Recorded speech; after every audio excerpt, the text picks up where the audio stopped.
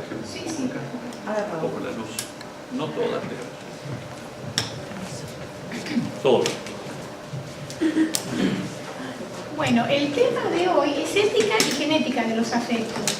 Particularmente la mayor parte de la exposición va a estar dedicada a la genética, a la parte anatómica, fisiológica que producen nuestros afectos y el de los animales. Y la última partecita va a estar abocada a aplicar esos aportes a la ética de los afectos. Los ejes de la presentación vamos a recorrer, como hacemos siempre, un poquito de historia de la medicina. Vamos a arrancar desde la evolución de Darwin con los procesos emotivos adaptativos, vamos a enfocarlo desde ese aspecto, y después vamos a repasar rápidamente los aportes de Kohler y cómo lo aplicó los aportes de Kohler posteriormente a Rizzolatti, los aportes de Bartlett y Vygotsky, y los aportes de Ramón y Castal, como posteriormente fueron recuperados por Edelman y Tononi. ¿Alcanzaron a darle un vistazo al material que se subió en el ciclo cultural? ¿A los videos? Bueno, porque eso les va a ayudar a estar familiarizados con parte del material que presentamos hoy. Y la última parte, bueno, mente humana, demasiado humana, ya ahí Damasio Dixit, cómo hacemos para autodirigir nuestras emociones, porque hay una manera, ha habido un fantasma que ha rodado, que ha ido circulando a través de la historia, que las pasiones son incontrolables.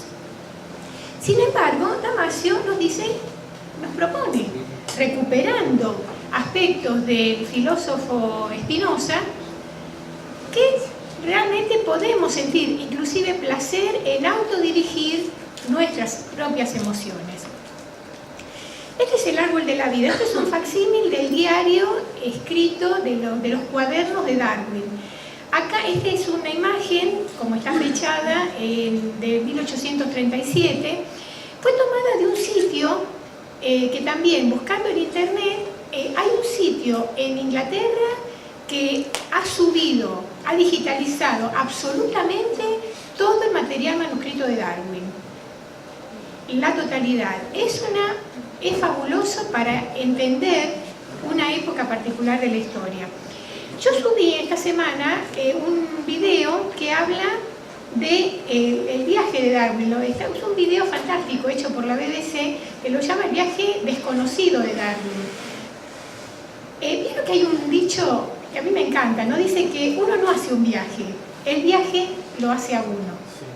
Porque uno no parte para cualquier viaje con unas ideas y cuando vuelve cargado con una visión, por lo general, si ha sido un viaje exitoso, con una visión completamente diferente de la vida. Es notable cómo este documental va haciendo un paralelo entre los sitios que visitó Darwin y cómo fueron cambiando sus impresiones e inclusive sus creencias.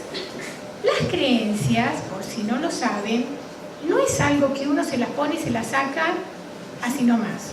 Quizás los futboleros lo entiendan. Dice que uno puede cambiar de todo menos de partido de fútbol.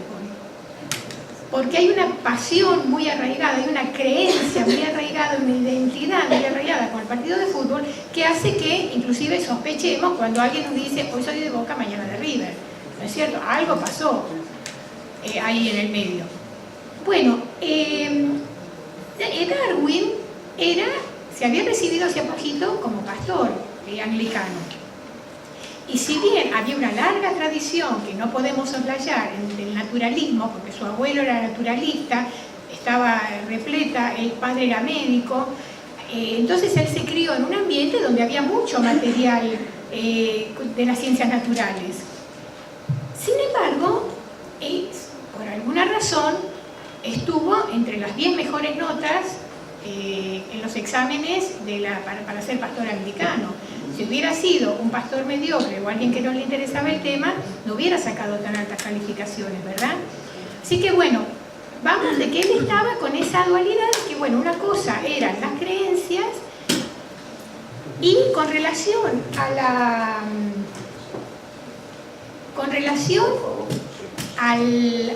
Por favor, usted también, sí. Perdón. No es nada, gracias. Con relación a las creencias, estaba muy revolucionado también el ambiente académico porque Lyell había publicado la idea de que las edades de la Tierra eran muchísimo mayores de las edades que marcaba la Biblia.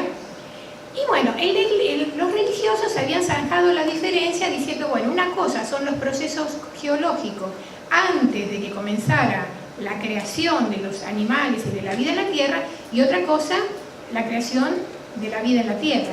Porque inclusive hay iglesias que hasta el día de hoy sostienen que la vida en la Tierra comenzó hace menos de 50.000 años, aunque a ustedes les parezca un disparate. Pero en muchas iglesias, fundamentándose en cierta cronología bíblica, han hecho ciertos cálculos y dicen que la vida en la Tierra comenzó hace 50.000 años. Pero que los procesos geológicos eran anteriores, y eso sí, no tenemos manera, y ahí intervinieron miles y miles de años. Es bueno entender esto porque cuando Darwin pasó por la Patagonia y vio los estratos, eso está muy bien explicado en el documental, cuando él vio y se confrontó cara a cara con los estratos, con estratos profundos de la Tierra a la vista en la Patagonia, en las costas patagónicas, vio que uno de los estratos muy antiguos presentaban evidencia de vida marina, un amplio lecho marino. Y eso lo sacudió para siempre. Eso siguió leyendo de Lyell, es decir, volvió a leer a Lyell ya con esta visión de esto que le había impactado a él. Y ahí, por lo que vio, se dio cuenta de que hubo vida en la Tierra desde hace más de 50.000 años. ¿Se dan cuenta? Entonces ahí hubo un impacto visual que fue lo que después lo llevó a postular, años después, con las otras, con lo que vio en las Islas Galápagos y demás, y otra evidencia del mundo natural, cuando regresó hizo este dibujo. ¿Qué postuló? Hay que tener en cuenta que lo escandaloso fue, en su tiempo, lo disruptivo de la teoría de Darwin, es que propuso que de la misma manera que intervinieron las fuerzas de la naturaleza en la geología, también habían intervenido en la vida natural. Y lo llevó a postular a que la vida era toda la misma, las fuerzas vitales son una sola, y que en realidad todas las especies humanas, inclusive los primates ya nos habían clasificado a los humanos junto con los primates, lo había hecho Linneo. O sea, no fue Darwin el que dijo que pertenecemos a la familia de los monos. Lo que hizo él fue introducir que en realidad todas las especies tenían un tronco común. Esto es para que vean cómo las impresiones que recibimos en el entorno contribuyen a que vayamos cambiando aún las percepciones más arraigadas. Pero para eso se requiere que tengamos la mente abierta, que tengamos un ojo crítico, observador, abierto realmente a lo que pasa. Entonces vamos a recuperar ahora los aportes olvidados de la psicología experimental. La casa que ven en una esquina es un centro de experimentación que se instaló en Tenerife en el año 13. Lo instaló la Academia Alemana para estudiar la conducta de los chimpancés. Acá está Kohler, lo pueden ver en una esquina, a Kohler, que fue nombrado director en el año 1913, como le agarró la Primera Guerra Mundial. No se movió de ahí hasta el año 1920. Fueron muy novedosos sus aportes porque ahí pudo hacer uso de la herramienta de las películas para filmar la conducta de los monos. Y como pueden ver en este rincón, un mono, ahí descubrió que el mono tiene suficiente inteligencia cuando quiere alcanzar alimento como para unir dos palos, encastrar un palo dentro del otro y conseguir el alimento. Después voy a subir unos videitos que tengo originales de Kohler sobre eso. Kohler propuso la noción, introdujo, también como suele ocurrir en ciencia, fue muy discutida en su momento, la noción de que los monos aprehenden el entorno que les rodea. nosotros, por lo general, vamos al colegio para aprender sin H intermedia. Aprender es asimilar, estudiar, instruirse, adquirir conocimiento de una manera metódica y analítica. Y lo que vio Kohler, que él lo que vio de su contacto continuo con los monos, de su observación continua, que los monos parece que captan lo que tienen que hacer en el momento. Hay algo que los hace captar. Y eso lo llamó la aprehensión inmediata de lo que les rodea. Este concepto fue recuperado por Vygotsky y, por supuesto, fue discutido por Pavlov. Pavlov, ustedes lo habrán oído nombrar, fue el que de los reflejos condicionados. Es decir, fue discutido por los de la escuela de los reflejos condicionados, pero fue recuperado por Vygotsky. ¿Y habrá algo en la anatomía de los animales que introduzca la aprehensión inmediata? Lo descubrió Rizzolatti en el año 1996. Él descubrió que hay zonas, se alcanzan a ver, ¿no? En la figura 1 está copiada del texto de Jacobone, que es del grupo de Parma, que muestra cómo en el mono, a un monito que le colocaron electrodos en el cerebro y que las mismas zonas que se activan en el reflejo premotor cuando un monito toma algo para comerlo, exactamente la misma zona se activa cuando ve a otro que va a comer algo. Esto es un concepto que curiosamente cuesta mucho, es decir, yo cuando lo he comentado, cuesta mucho, pareciera que cuesta mucho entender qué quiere decir esto. Es que los monos imitan, es que mueven igual, o eso, el reflejo premotor los impulsa a moverse igual, a imitarlo. Y lo que analizó Rizzolatti,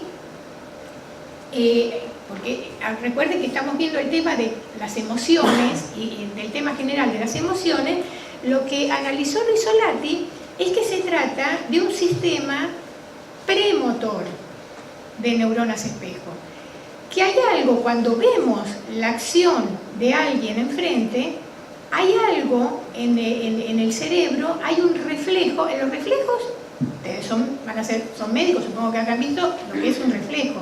El reflejo es absolutamente involuntario y es muy difícil de condicionar. El reflejo automático es un reflejo, por eso es... Bueno, ¿qué es un reflejo premotor? Así como está el reflejo, el típico reflejo motor, este es un reflejo premotor que permite reproducir en las percepciones del individuo lo que está viendo en otro.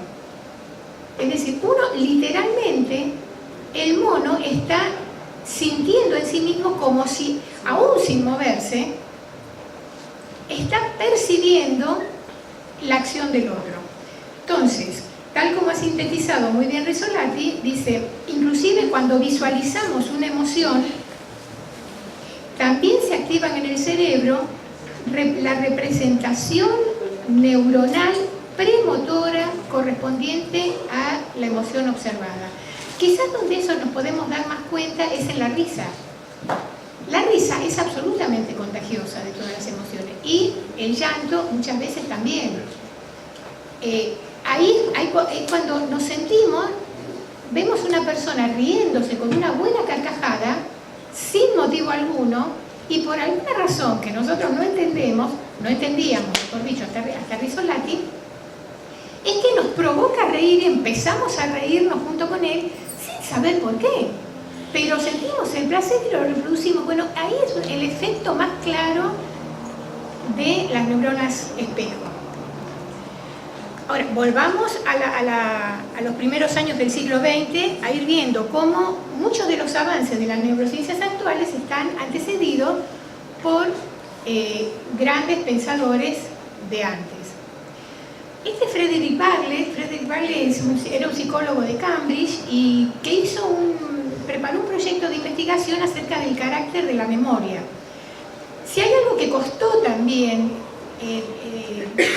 disolver un cimiento muy fuerte, es que la memoria era como una tabla donde uno graba las cosas y quedan para siempre.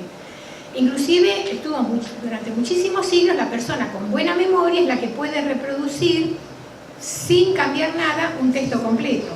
Es cierto, pero refiere a un tipo de memoria, no es la memoria. La memoria no es esa la memoria que usamos para todos los días. Y lo que descubrió Bartlett es que la memoria en realidad organiza los datos de la experiencia como un esquema con distintos niveles. Y con un esquema que no siempre es fijo. Por eso es que él definió a la memoria como un esquema mental, que como dice Reynoso, es un concepto bastante moderno para 1930. Y lo definió como sesgos, racionalizaciones y cambios cuyo origen es tanto personal como social. Es decir, aunque nosotros tengamos una percepción, el entorno, recordamos a Darwin, el entorno le hizo sacudir su propio esquema mental sobre la vida o un grupo, o las decisiones de un grupo, o lo que está pasando alrededor, lo que es mejor para el grupo, también nos hace modificar nuestras propias percepciones. Y otro dato que está también literal, que está citado del libro Recordando de 1932, es que la memoria humana, en el caso de la humana, demanda una organización de diferentes tipos de esquemas, porque no es solo un tipo de esquema. Y acá vamos a discutir otro supuesto. Este dibujito anda dando vueltas por todos lados para hablar de las redes cerebrales. Daría la impresión de que la mente humana está organizada solamente con un esquema. Y hubo un debate entre Piaget y Vygotsky en la década del 20 respecto a si realmente nuestra mente está organizada en base a un esquema o a varios esquemas. Este es un diagrama que hice para unas jornadas del año 2013 para distinguir cómo arriba tienen el esquema de cómo vemos el mundo según Piaget. Según Piaget, con un asiento en la filosofía clásica, vemos el mundo a través del lenguaje. El lenguaje mediatiza la experiencia. Si ustedes se fijan en todo su desarrollo, si bien habla de una acomodación al entorno, una acomodación biológica y distintos niveles de maduración, todo está mediatizado por el lenguaje. El tipo del lenguaje, si es abstracto, si es concreto y demás. En cambio, Vygotsky postuló que nuestra mente está organizada, necesita de la organización o del desarrollo de varios tipos de sistemas conceptuales. Lo que hizo de una manera muy original Vygotsky fue distinguir lo que es de todo, es el pensamiento. Todos tenemos pensamiento, pero el pensamiento lo podemos expresar por medio de la oralidad, por medio de la escritura, por medio del cálculo, por medio del arte. Distintos tipos de sistemas inventados por el hombre, que él lo llamó herramientas psicológicas. Él dice, cada una de estas herramientas, que son distintas pero que interactúan en el cerebro entre sí, interactúan entre el individuo y el comportamiento social, en franca interacción con los intereses y la historia del grupo. Y dijo algo más, que esos esquemas permiten reconducir nuestro propio comportamiento. Es decir, nosotros podemos, por medio, donde más se nota esto es en el arte, podemos expresar nuestras emociones y modificarnos a nosotros mismos con el arte. Entonces, teniendo en cuenta todo esto, es decir, los rescatamos porque fueron conceptos que quedaron relegados al olvido y fueron recuperados mucho tiempo después. Como inclusive pasó lo mismo con un gran científico que fue el médico Ramón y Cajal. Yo este año me puse a investigar de Ramón y Cajal y corro el riesgo de volverme fanática de Ramón y Cajal porque fue alguien realmente notable. Como hombre también, como hombre público, porque inclusive no solo nos habla de alguien que hizo sus descubrimientos en la más absoluta soledad, sin el apoyo realmente con el deseo de querer ponerse en contacto con los científicos de todo el mundo, sino que también cuando tuvo oportunidad de ser funcionario público, rechazó el enorme sueldo que se le había ofrecido y aceptó quedarse con un sueldo menor. Y eso sí, se ocupó durante todo el tiempo que estuvo como hombre público de que los investigadores en España pudieran tener el apoyo del Estado, porque el tener el apoyo del Estado en investigación es muy importante. ¿Eh? Es básico. Claro. Entonces se ocupó de eso.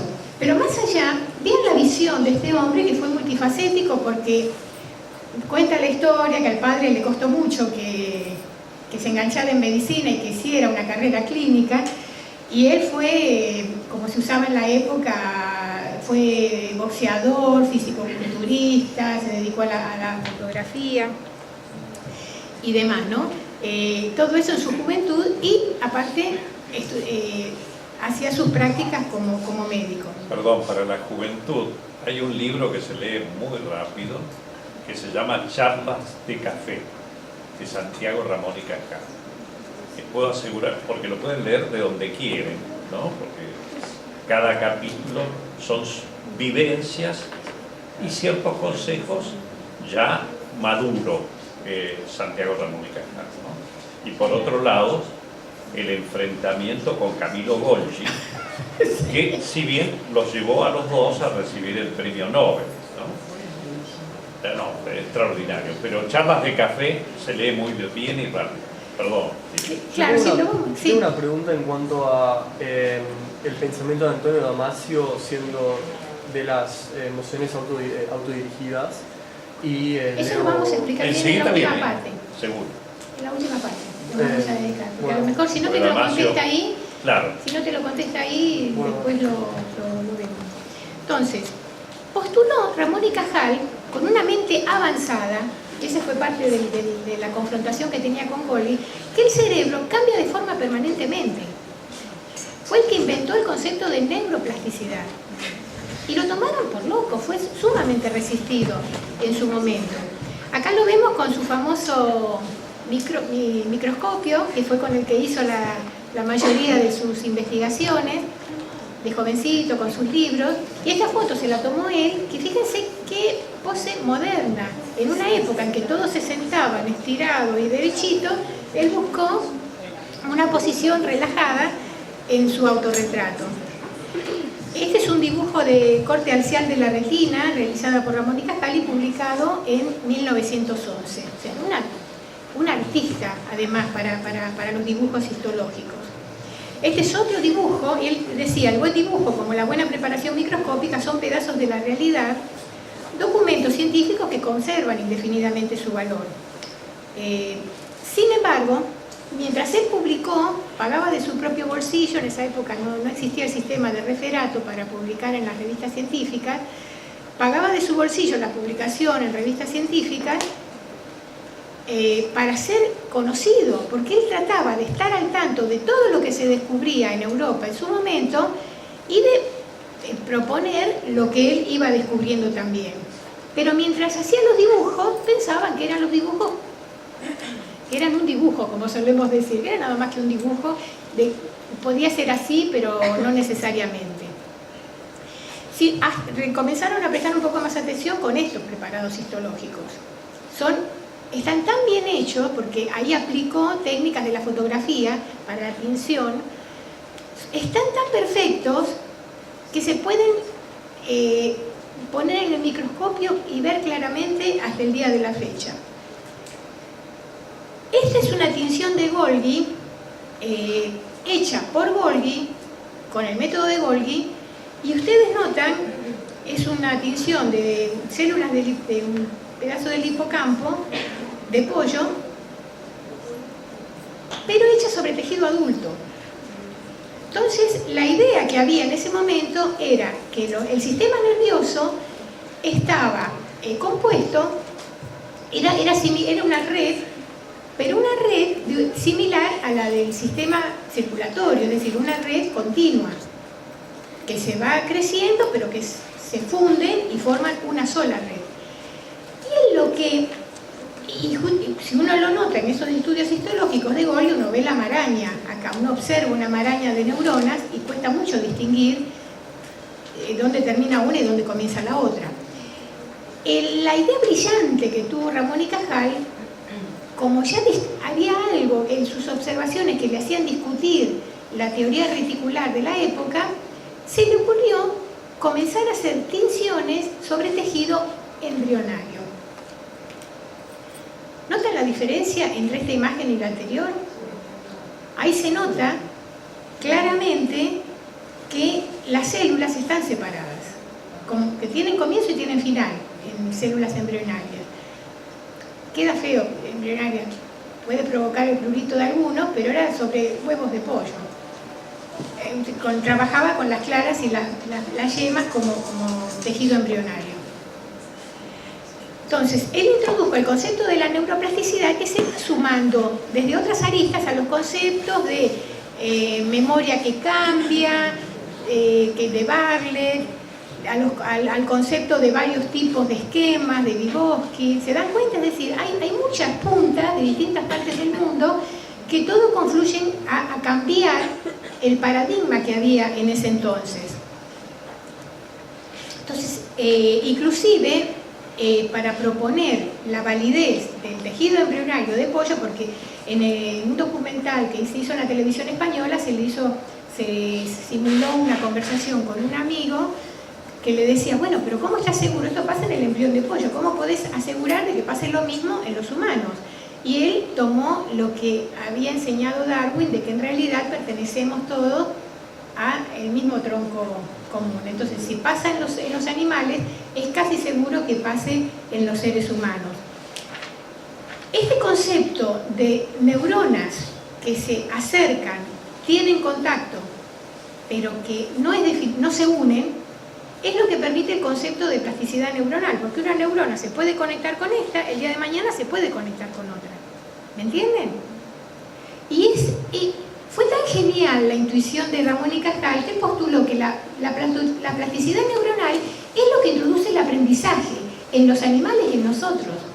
Los animales aprenden y adquieren experiencia por la plasticidad neuronal, por el modo en que se conectan las neuronas. Inclusive,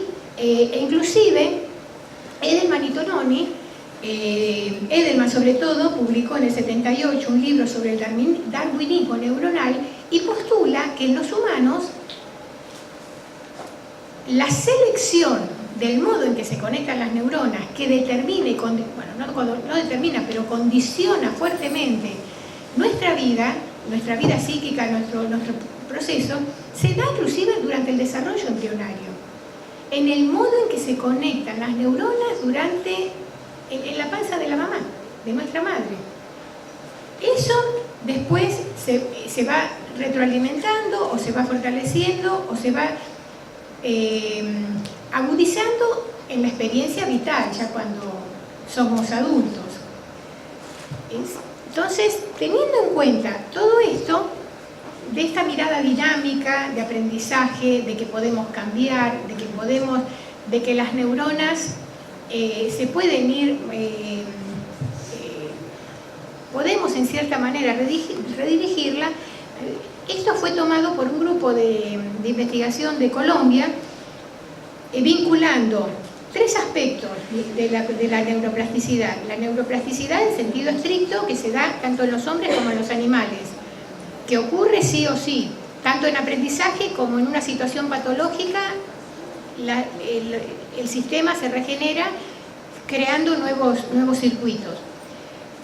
La diferencia es que tanto la neuromodulación, que es la intervención sobre la neuroplasticidad, o la neurorehabilitación, que atañe a la rehabilitación de los miembros, eso es algo que solamente podemos hacerlo los humanos. En el animalito se da solo, pero en cambio nosotros tenemos esa facultad, por el modo en que funciona nuestra mente, de poder intervenir sobre la mente humana para modularla, para que se supere a sí misma.